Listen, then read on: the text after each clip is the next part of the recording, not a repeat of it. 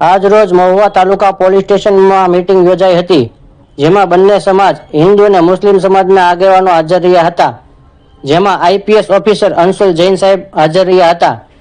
જ્યારે ભારતમાં ગણેશ મહોત્સવની ઉજવણી થતી હોય ત્યારે અને ઈદની ઉજવણી થતી હોય ત્યારે બધા હળીમળીને ઉત્સવનો આનંદ માણે એવી આઈપીએસ ઓફિસર અંશુલ જૈન સરે રજૂઆત કરી હતી। તહેવાર અંતર્ગત કોઈ બનાવ કે કોઈ તકલીફ પબ્લિકને ના થાય તે માટે આયોજકોએ ખાસ ધ્યાન રાખવા સૂચના આપી હતી। લોકોના પ્રશ્નો સાંભળી આઈપીએસ અંશુલ જૈન સાહેબે તેમને સલાહ પણ આપી હતી। રિપોર્ટર સંદીપ સોની।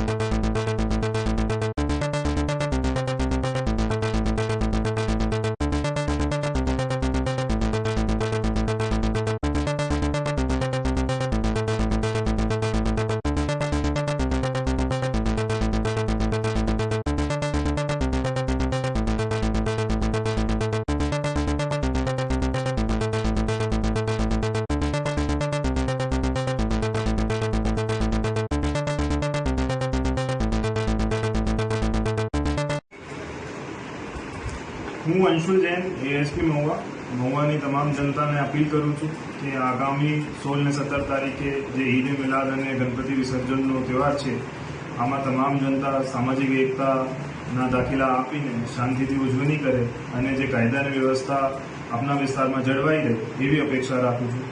અને એના લીધે આજે મહુવાના તમામ આગેવાનોને આમ જનતાને બોલાવીને શાંતિ સમિતિની બેઠક કરવામાં આવી, જેમાં શાંતિના અને એકતાથી જે તહેવારોની ઉજવણી થાય એવી સૂચના આપવામાં આવી। છતાં પોલીસને લગતા કોઈ પણ પ્રશ્ન હોય, કોઈ આમ જનતાને કોઈ રજૂઆત હોય તો એ મહુવા પોલીસને ક્યારે પણ સંપર્ક કરી શકે છે।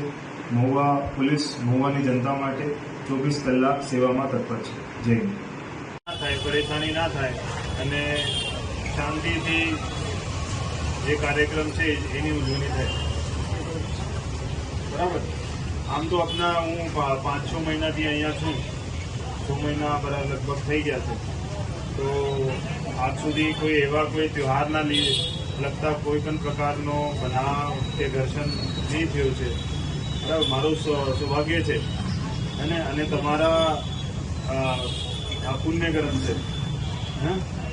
જનતાનો આપની આગેવાનોના જવાબદારી જે તમે લીધી અને જેટલા પણ આપણા ચૂંટણીનો કાર્યક્રમ હોય કે કોઈ પણ જાતનો તહેવાર હોય તો તમામ શાંતિથી બધું પતી ગયું છે। અમારા તરફથી કોઈ સહકાર જોતા હોય, પોલીસના જે બંદોબસ્ત હોય, ટ્રાફિક માટે કોઈ પ્રબંધન કરવાનું હોય, એના માટે મહુવાની પોલીસ, ભાવનગર જિલ્લાની પોલીસ સદા તત્પર છે। તમે રજૂઆત કરો તો એમાં જે પણ અમારા તરફથી થઈ શકે તે કરવામાં આવશે। કોઈ પણ નાની મોટી વાત પણ હોય છે તો આમાં તમે પોલીસને જાણ કરો। બરાબર, પોતે એના નિવારણ કરવા જાઓ તો એનાથી કોઈ મોટો પ્રશ્ન ઊભા થાય એવા આપણે નહીં કરવાનું, એટલા જ ખ્યાલ રાખજો। અને આયોજકો તરીકે એક આયોજક જે હોય છે એ લીડર હોય છે, બરાબર। એના જે ટેન્ટમાં જે આપણા ગણપતિમાં જે લોકો જોડાયેલા છે એના સાથે આ બધાના એક જવાબદારી હોય છે કે તમામ જે કાર્યક્રમ તે શાંતિથી થાય, કોઈને કોઈ પણ પ્રકારની પરેશાની હેરાની ના થાય, તો એ તમારી જવાબદારી હોય છે। ખૂબ આપણને સહકારમાં હોય છે। એમાં મુસ્લિમ સમાજનો કે હિન્દુ સમાજના બંને કાર્યક્રમો લગભગ એક સાથે આ 2-3 તહેવારથી ભેગા થઈ જાય છે। અહીંયા સાહેબ અમારી એવી પરંપરા છે બીએસએફ ને એસપી સાહેબ કે લગભગ અહીંયા કોઈ પ્રોબ્લેમો થતા નથી। આમ 6 મહિના થઈ ગયા આપણે અને તમારી સાથે 4થી બેઠક અમારી બધાની છે। એટલે લગભગ અમે એકાબીજી સાથે સાકર લઈને હાલતા હોય છીએ। લગભગ ત્યાં નાના મોટા પ્રશ્નો હોય તો અશોકભાઈ કે ભરતભાઈ કે તમારા લગભગ અમે 5 વર્ષથી બબે કોઈકને કઈ બધું બતાવી દઈએ કે ભાઈ તમારા મહેરબાની લખન કહી દો તો મુસ્લિમ સમાજ પણ એટલો બધો સહકાર હતો કે ભાદરના જાતે જયારે યાત્રા આવે તો એ જગ્યાએ પાણીના સ્ટોલ, શરબત, બીજી યાત્રા આ બધા હળીમળીને રહીએ છીએ। એક બનાવ બની ગયો છે, એ બનાવને અમારે ફરીવાર પુનરાવર્તન થવા દેવું નથી અને આ ગામની શાંતિ જળવાઈ રહે એવી અમારી સૌની લાગણી અને વિનંતી। આપ સાહેબે અમે બધાને બોલાવી અને જે કાંઈ માર્ગદર્શન સૂચના આપ્યું એનું આપણે બધા પાલન કરવાનું ભાઈ। ઓકે સાહેબ, થેન્ક યુ। एकदम सरस बात।